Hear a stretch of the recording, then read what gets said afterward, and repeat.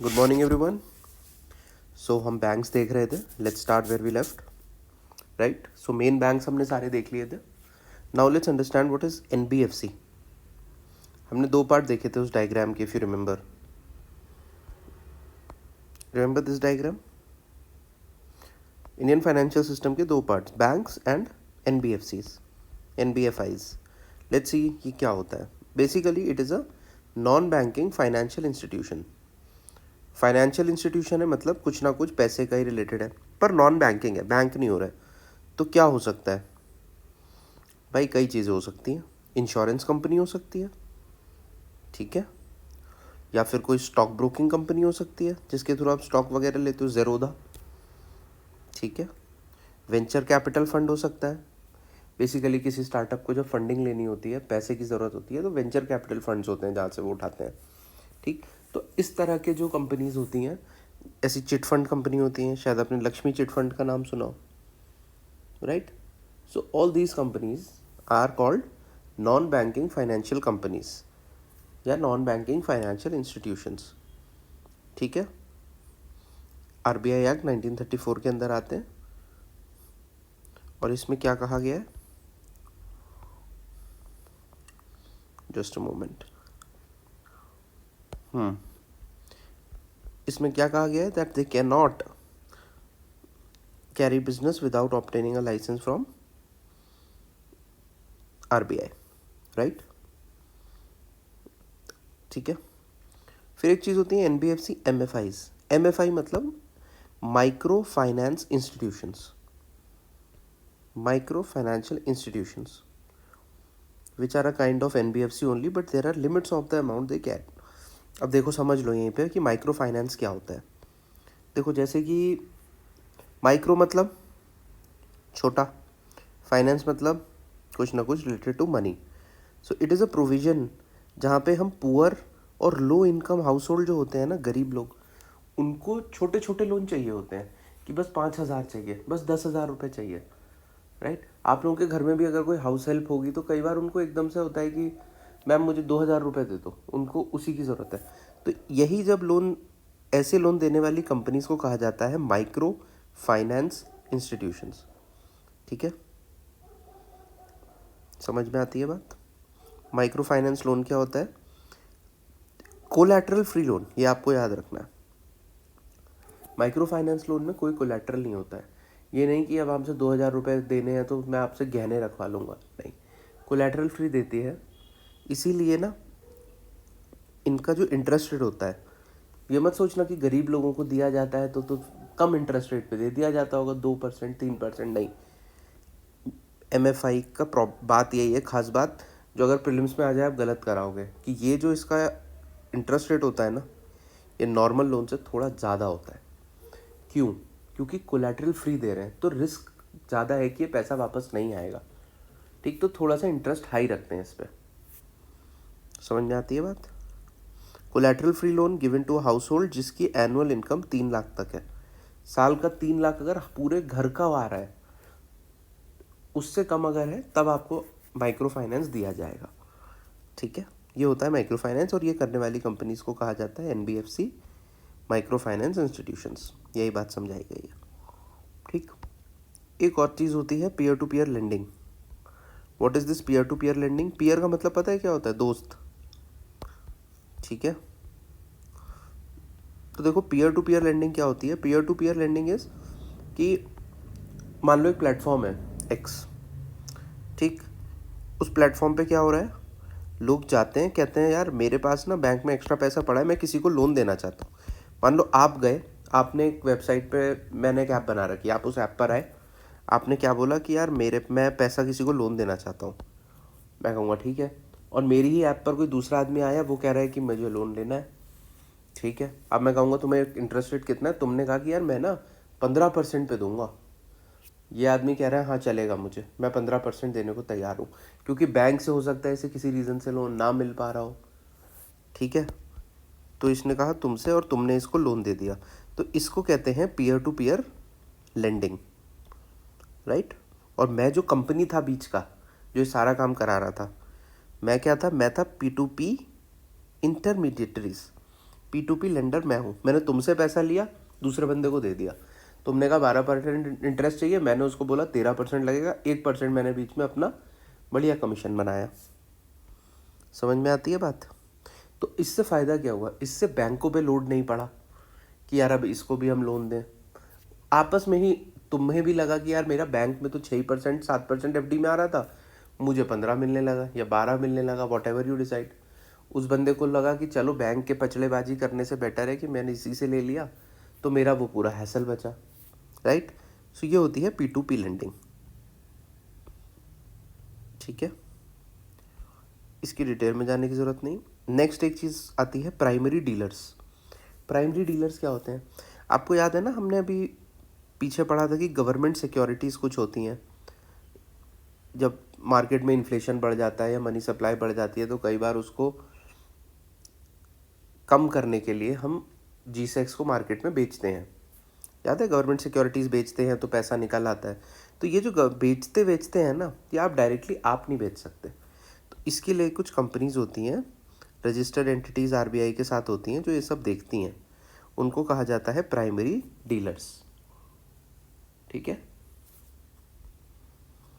उसके बाद credit information companies, अभी हमने पिछले लेक्चर में डिस्कस किया था।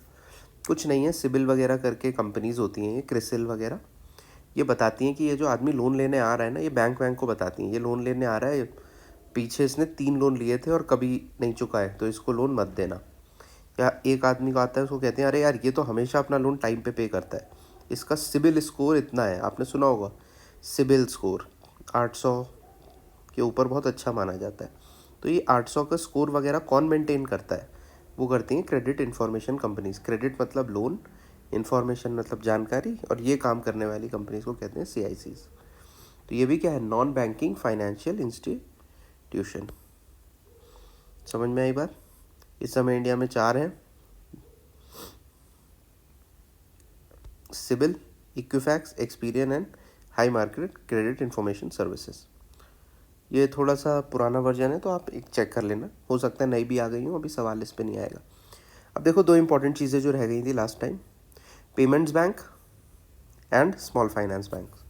हमने रीजनल रूरल बैंक तो पढ़ ही लिया था, राइट। 75% उनको देना होता है PSL में।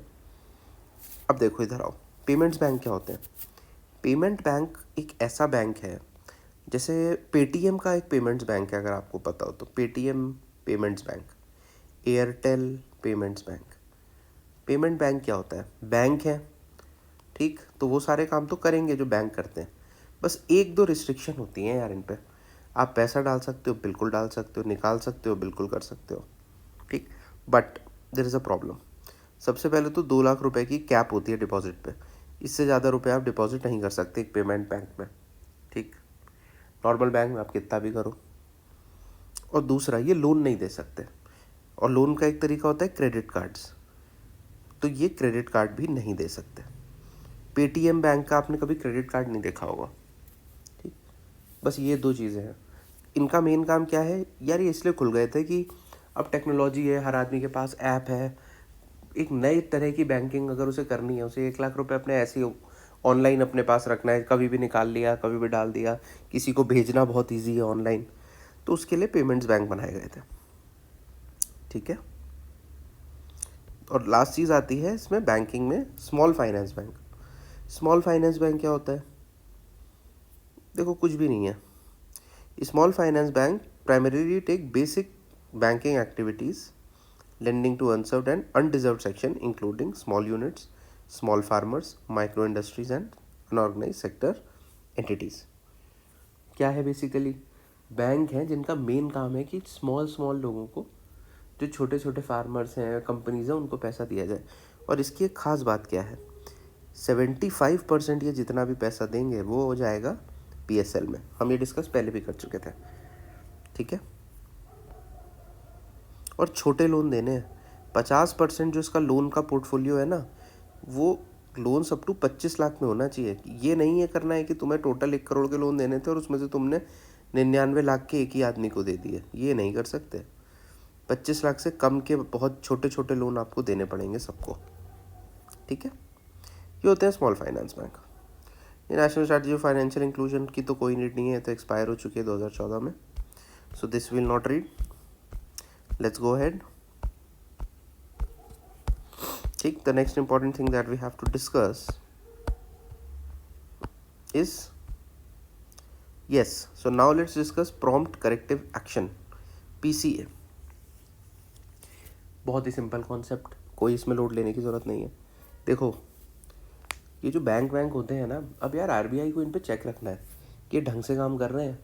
ऐसा तो नहीं है कि लोन ज़्यादा ही दे दिए और भाई अब लोग पैसा मांगने आए तो पैसा ही नहीं बचा है बैंक में. समझ रहे हो, कोई एकदम से कंडीशन हो गई, मोदी जी आ गए एक दिन 8 बजे रात को, बोले अरे नोट नहीं चलेगा, अब क्या होगा. तो ऐसी सिचुएशन से बचाने के लिए एक चीज़ होती है prompt corrective action. Basically RBI कहता है कि यार देखो, तुम्हें जो लोन देना है दो, जो डिपॉजिट करने कर लो, पर कुछ रेशियो हैं जो तुम्हें मेंटेन करने हैं, कुछ चीज़ें हैं जो आपको मेंटेन करनी है हमेशा. जैसे एक होता है capital adequacy ratio, asset quality, leverage क्या है आपके पास, तो ये सब आपके पास होना चाहिए. ठीक है, और अगर आपने ये नहीं फॉलो किया तो फिर आरबीआई के पास पावर आ जाती है कि वो एकदम से आएगा. जैसे आपने कभी कभी खबर सुनी होगी ना कि येस बैंक के साथ बहुत ख़राब हो गया, कुछ हो गया, तो तुरंत आरबीआई स्टेप इन करता है कि यार लोगों का पैसा नहीं डूबना चाहिए. तो पीसीए एक्टिवेट होता है, लोग आते हैं,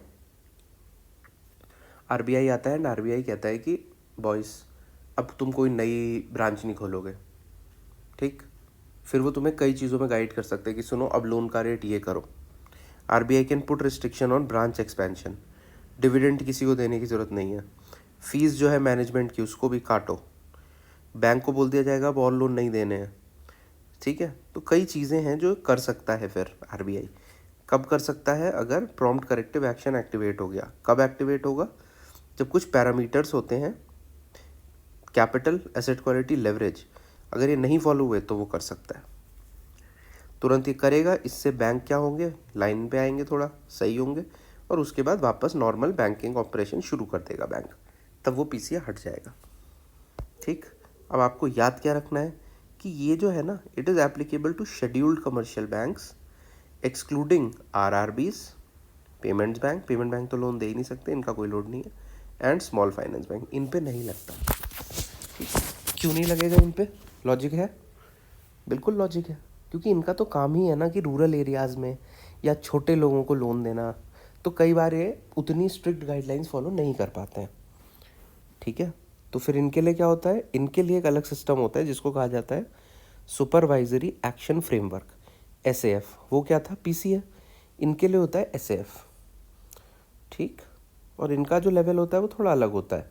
अगर नॉर्मल उसने बोला कैपिटल एडिक्वेसी रेशियो 10 होना चाहिए, तो यहाँ पे हो सकता है कहते हैं चलो 12 तक चल जाएगा. ठीक है, बस इसको नाम दे दिया गया है सुपरवाइजरी एक्शन फ्रेमवर्क. समझ में आती है बात. चलो, अब एक और कॉन्सेप्ट है, ये भी इजी कॉन्सेप्ट है. सिस्टमैटिकली इंपॉर्टेंट फाइनेंशियल इंस्टीट्यूशंस क्या होते हैं. फाइनेंशियल इंस्टीट्यूशन पता है, सिस्टमैटिकली इंपॉर्टेंट मतलब देखो यार, कई बार ना कुछ बैंक्स इतने बड़े हो जाते हैं कि अगर वो फेल हो गए तो पूरी की पूरी इकोनॉमी इंडिया की ख़राब हो जाएगी. जैसे एसबीआई का बैंक है यार, एसबीआई में हर गांव का, हर जगह के लोगों का डिपॉजिट है. कल को मान लो खबर आ जाए कि एसबीआई फेल हो गया, एसबीआई बंद हो गया, तो कितना पैनिक हो जाएगा. तो यानी कि ये सिस्टम के लिए बहुत इंपॉर्टेंट है, सिस्टमैटिकली इंपॉर्टेंट फाइनेंशियल इंस्टीट्यूशन है एसबीआई. समझ में आती है बात. देखो इसकी डेफिनेशन भी होती है. इन क्या होते हैं, टू बिग टू फेल. अब इसकी डेफिनेशन क्या है, अगर कोई ऐसा बैंक है जिसके असेट्स का साइज 2% ऑफ जीडीपी से ज़्यादा है, एसबीआई 2% जीडीपी से ज़्यादा असेट्स है आज उसके पास, तो इसको बोलना पड़ेगा कि भाई ये तो सिस्टमेटिकली इम्पॉर्टेंट बैंक है, डोमेस्टिकली सिस्टमिकली इम्पॉर्टेंट बैंक. इसको कहते हैं डीसिब्स. इंडिया में 2 बैंक हैं ऐसे, एसबीआई और एचडीएफसी और आईसीआईसीआई, 2 प्राइवेट और एक सरकारी बैंक. ये बहुत बड़े बैंक है, ये फेल नहीं हो सकते. और इनके लिए सरकार बहुत बहुत कोशिश करेगी ये बैंक कभी फेल ना हो, तो सबसे सेफ होते हैं. समझ में आती है. ऐसे ही एक कॉन्सेप्ट होता है जीसिब्स. यहाँ नहीं दिया है पर मैं आपको बता दे रहा हूँ, ग्लोबली सिस्टमैटिकली इम्पॉर्टेंट बैंक्स. ठीक है, ये तो इंडिया के डोमेस्टिक था, ग्लोबल लेवल पे भी होते हैं भाई कि ये ना फेल हो जाए। हमारे इंडिया का क्या कोई बैंक उनमें आता है? नहीं, इंडिया का कोई बैंक इतना बड़ा नहीं है जितने वहाँ इंपॉर्टेंट बैंक्स होते हैं। ठीक है, बैंक्स तो ये हो गए। इरडा क्या डिक्लेयर करता है? Domestically systematically important insurers. ठीक है, इंश्योरेंस को देखने वाली संस्था है इरडा ही, तो वो डिक्लेयर करेगी। जैसे LIC है, RD has declared LIC, GIC general insurance, NIAC, ये 3 इंपॉर्टेंट है। ठीक है, तो पॉइंट समझ गए अब क्या होता है सिस्टमेटिकली इंपॉर्टेंट। वो इंश्योरेंस का कंपनी भी हो सकता है, वो बैंकिंग का कंपनी भी हो सकता है, वो स्टॉक ब्रोकिंग का कंपनी भी हो सकता है, बेसिकली वो NBFC भी हो सकता है या बैंक भी हो सकता है। राइट, यहाँ तक सब clear. Next concept is foreign investment. देखो, कंफ्यूज नहीं होना है। फॉरेन इन्वेस्टमेंट क्या है तुम्हें पता ही है ना, बाहर का आदमी इन्वेस्ट करे, ठीक बात है, ठीक बात है। बट अगर मैं बोलूँ कि इंडिया का ही आदमी जो बाहर रहता है, सिटीज़न इंडिया का है, नौकरी करने मान लो बाहर गया है, ठीक, तुम्हारा हो सकता है कोई भाई बहन जान में कोई आदमी हो कि हाँ यार वो US में नौकरी कर रहा है, ठीक है, चलो। अब उसने यहाँ की किसी कंपनी के शेयर्स लिए थोड़े से, तो क्या वो फॉरेन इन्वेस्टर माना जाएगा या वो इंडियन इन्वेस्टर माना जाएगा? वो फॉरेन इन्वेस्टर माना जाएगा। ठीक, when they are made by a person resident outside India, जो इंडिया के बाहर रह रहा है, बस इंडिया का है, जापान का है, चाइना का है, फ़र्क नहीं पड़ता, बाहर इंडिया के रहता है, वहाँ से इन्वेस्ट कर रहा है, फॉरेन। ठीक, फॉरेन इंडिविजुअल भी हो सकता है, NRI भी हो सकता है, कंपनी हो सकती है, कुछ भी हो सकता है। समझ में आती है बात? ठीक है, क्या क्या कर सकता है? इक्विटी शेयर्स ले सकता है, बेसिकली शेयर मार्केट्स, डिवेंचर्स ले सकता है, प्रेफरेंस शेयर ले सकता है, अलग अलग टाइप के शेयर्स होते हैं ये। ठीक है, अब अब देखो, 2 तरह के होते हैं फॉरेन इन्वेस्टमेंट, FDI और FPI। FDI वगैरह तो सुना होगा आपने, फ़र्क कुछ नहीं है। देखो, दोनों में बाहर के लोग पैसा डालते हैं और शेयर्स खरीदते हैं या कंपनी का एक पोर्शन खरीदते हैं। अगर वो 10% से ज़्यादा है, मान लो कल को एक बहुत बड़ी कंपनी आती है, यहाँ पे इलॉन मस्क आता है, कहता है यार मैं ना टाटा ग्रुप खरीद ले रहा हूँ, टाटा ग्रुप के शेयर्स ले रहा हूँ। अब हम और आप हैं जो 4 शेयर लेंगे, 10 लेंगे, 100 लेंगे, वो कहेगा मैं टाटा ग्रुप 20% पूरा टाटा ग्रुप का ही खरीद ले रहा हूँ। अगर इतना बड़ा इन्वेस्टमेंट है 10% से ऊपर का, तो वो आएगा FDI में, और अगर छोटा है 10% से तो वो आएगा FPI में। तब वो पोर्टफोलियो इन्वेस्टमेंट है, और यहाँ पे क्या, डायरेक्ट इन्वेस्टमेंट है। फ़र्क क्या होता है? देखो, जब कोई 10% से ज़्यादा का मालिक हो जाता है ना कंपनी में, तो फिर वो उसमें केवल ऐसे शेयर लेके नहीं बैठा रहता है साइड में कि शेयर बढ़ेंगे तो बेच दूंगा। फिर वो उसके मैनेजमेंट में भी इन्वॉल्व होता है, फिर वो अंदर ऑफिस में बैठता है या अपने लोगों को बिठाता है कि ऐसे काम होगा, अब ऐसे काम होगा। हम और आप बोलेंगे हम पे 1 शेयर है टाटा का, ऐसे काम होगा, तो तुम्हें 2 झापड़ मार के भगा दिया जाएगा। ठीक, क्योंकि तुम क्या हो, FPI। तो तुम तो FPI भी नहीं हो, फॉरेन नहीं हो, इंडियन नहीं हो, तुम्हारी तो बिल्कुल ही इज्जत नहीं है। पर 10% से कम मतलब portfolio investor. And FDI is a big thing. FDI में तो मतलब आप 10% से ज़्यादा कोई कंपनी ले रहे हो तो आप बहुत इन्वेस्ट हो गए हो। ठीक, समझ में आती है बात? अब एक बात बताओ यार, ऐसे तो मान लो कल को चाइना की कोई कंपनी है और हमारे टाटा में पैसा लगाए और ले ले, या कोई बहुत इंपॉर्टेंट चीज़ हो, हमारा जो बॉर्डर में रोडें बनती हैं, किसी प्राइवेट कंपनी को उसका टेंडर मिला और वो कंपनी में आके चाइना ने पैसा डाल दिया। ऐसे तो बहुत कुछ लीक हो सकता है। कोई हमारा बैंक ऐसा हो, प्राइवेट बैंक है, उसमें चाइना या पाकिस्तान की कंपनी आई, उसने ले लिया, तो इसको तो रोकना पड़ेगा। तो इसको रोकने के लिए सिस्टम है हमारे पास। 2 रूट होते हैं FDI करने के। एक को कहते हैं ऑटोमेटिक रूट, रूट मतलब रास्ता। कुछ सेक्टर हैं, जैसे मान लो होटल है, तो होटल में ऑटोमेटिक है कि हाँ भाई जिसको आना है आओ, पैसा लगाओ, कोई दिक्कत नहीं है। पर कुछ होते हैं जो ऑटोमेटिक नहीं होते। ठीक है, जैसे कि बैंकिंग। अगर इसमें FDI कोई फॉरेन का आदमी 10% से ज़्यादा ले रहा है हिस्सा, तो गवर्नमेंट की परमिशन लेनी पड़ेगी। यहाँ पे गवर्नमेंट परमिशन देती है। ठीक, तो FDI 2 तरह के होते हैं, ये बात समझ में आती है? देखो, 2 routes, automatic and government approval route. 95% FDI जो है वो ऑटोमेटिक रूट से ही आता है, पर कहीं कहीं बहुत ज़रूरी होती है। जैसे इंश्योरेंस सेक्टर में अभी शायद इन्होंने 100% कर दिया है कि हाँ, जिस कंपनी को भी इंश्योरेंस सेक्टर में पैसा लगाना है लगाओ, गवर्नमेंट की कोई परमिशन नहीं चाहिए। ठीक है। और हाँ, एक चीज़ और समझ लो, ये इंपॉर्टेंट पॉइंट है। मान लो कोई आदमी आया, उसने पहले तो 11% लिया, फिर वो कंपनी बड़ी हो गई और उसका शेयर उस कंपनी में 9% ही रह गया, या मान लो उसने 2% कहीं बेच दिया, तो अब क्या वो FDI से FPI में आ जाएगा? नहीं। Once an FDI always an FDI। समझ में आती है बात? अगर आप 10% से ऊपर थे किसी भी पॉइंट पे तो आप FDI ही माने जाएंगे। समझ में आती है?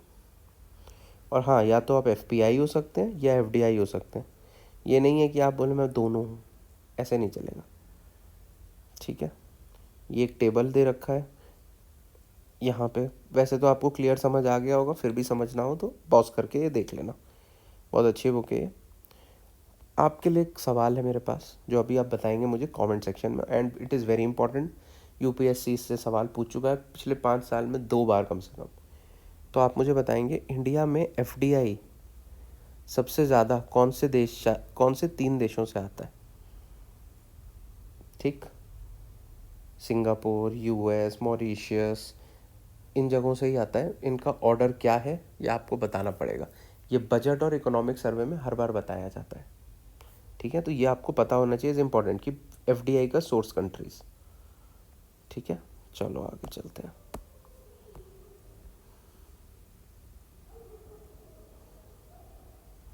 अब देखो, 2 चीज़ें और पढ़ लो। डेट इंस्ट्रूमेंट्स होते हैं यार कुछ। डेट इंस्ट्रूमेंट्स, डेट मतलब लोन, उधार। तो 2 तरह से लिया जाता है जब हमें बाहर से लेना होता है। ठीक है, हम बाहर से लोन ले रहे हैं। तो पहला क्या है? External commercial borrowing. एक्सटर्नल मतलब बाहर, कमर्शियल मतलब व्यावसायिक, एंड ये बोरोइंग। तो क्या होता है, ये वो लोन होते हैं जो इंडिया में रेसिडेंट कंपनीज बाहर वालों से लेती हैं।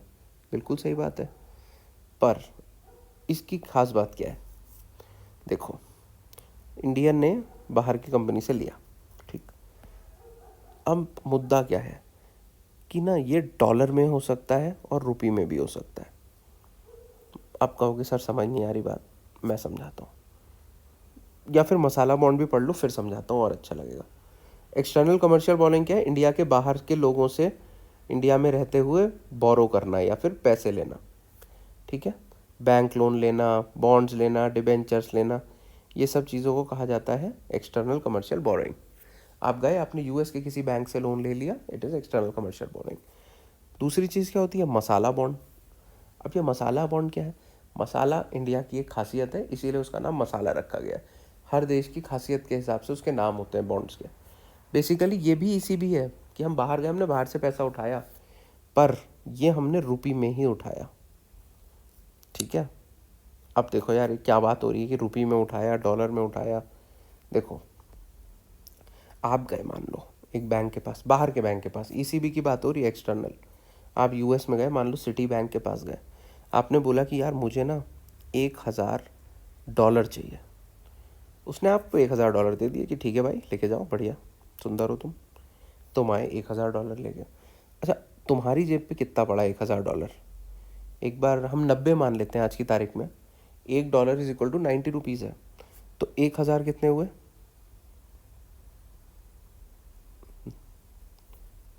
ठीक है, 90,000 रुपीज़ पड़े तुम्हें, इतने तुम लोन लेकर आ गए। अब देखो जिस हिसाब से काम चल रहा है, आज ये 90 है, ठीक।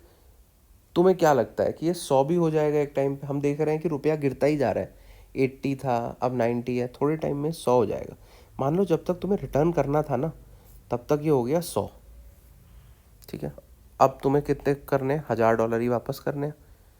ठीक है, तो तुम्हें 1,00,000 रुपये वापस करने पड़ेंगे टोटल, क्योंकि अब वो 90,000 की वैल्यू, वो 1,00,000 की वैल्यू अब 90 के बराबर हुई। ठीक है, तुमने तो $1000 लिए थे तो तुम्हें $1000 करने हैं वापस, पर अब ये $1000, $1 100 रुपये का हो चुका है। ठीक, तो अब तुम्हें 1,00,000 रुपये वापस करने पड़ेंगे। तो लॉस किसका हुआ? तुम्हारा हुआ, डॉलर में ले आए थे। अगर सीधे सीधे 90,000 रुपये लाते तो 90,000 रुपये ही वापस करने होते, पर तुम तो हीरो थे, तुमने कहा मैं डॉलर लेके जाऊंगा। और डॉलर तुम्हारा रुपया वीक हो गया तो वो 100 के रेट पे आ गया और तुम्हें 10,000 रुपये एक्स्ट्रा देने पड़े। समझ रहे हो बात? तो जब आपकी जो आप बोरो करते हो अगर वो डॉलर में है तो फिर बोरोवर का रिस्क है कि हमें हो सकता है ज़्यादा देने पड़े। इसीलिए क्या करती हैं कंट्रीज़, वो अपने यहाँ के मसाला बॉन्ड लेती हैं। जैसे इंडिया में क्या है कि रुपी में लोन अगर लेकर आया तो मैं उसे मसाला बॉन्ड कहूँगा कि हाँ मैं गया, मैंने 90,000 रुपये लिए, 5 साल बाद मैंने 90,000 रुपये वापस कर दिए, और रुपी अगर डिप्रिशिएट हो गया तो मेरा फ़ायदा ही हुआ, मुझे तो कम ही देना पड़ा एक तरह से। आइडियली तो मुझे 1 लाख देना चाहिए था, आज जो कीमत हो गई है रुपए की। तो इसमें क्या है, अनलाइक डॉलर बॉन्ड में क्या होता है, borrower takes the currency risk, यहाँ पे हमें रिस्क था। मसाला बॉन्ड में जिसने हमें पैसे दिए थे वो बेचारे का नुकसान हो जाता है, ही बियर्स द करेंसी रिस्क, कि अगर करेंसी गिर गई तो इसका लॉस होगा। इसे 1 लाख मिलने चाहिए थे पर 90 के 90 ही मिले। समझ में आ गई बात? For more understanding you can like go through this, अच्छा एग्जाम्पल है। फाइन।